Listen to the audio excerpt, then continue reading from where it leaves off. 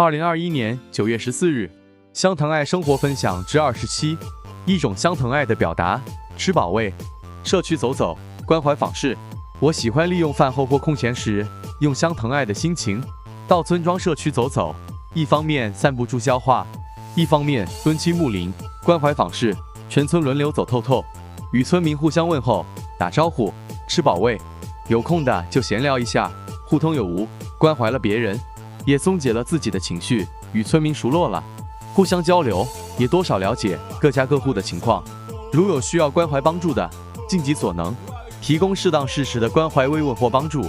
我老家在靠海的偏僻乡村，村里剩下户数不多，有在住的约40-50户，外溢严重，留下的很多是鳏寡孤独废疾的老者，需要关怀帮助。大部分人都乐天知命，有几户楼房，以养殖海产为生较多，大部分都是勤劳节俭。大家用香藤爱的心，互相关怀扶持，形成朴素民风，也能过着平安喜乐的日子。感谢大家的香藤爱。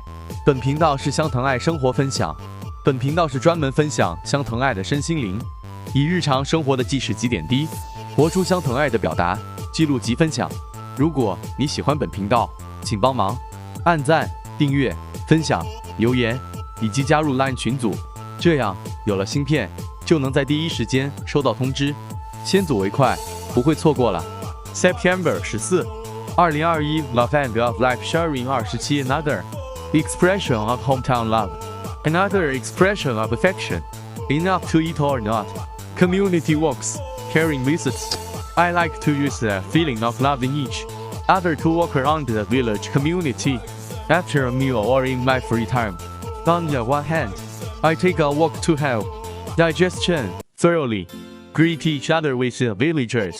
Greet each other before you are full. Chat when you have time. Exchange what you need. Care for others. Relax your emotions. Get acquainted with the villagers. Communicate with each other and understand each other if you need. Care and help in the situation of each household. Do your best to provide appropriate and timely care and condolences or help. My hometown is in a remote village close to the sea. There are not many households left in the village. There are about 4-5 households living in the village. The migration is serious.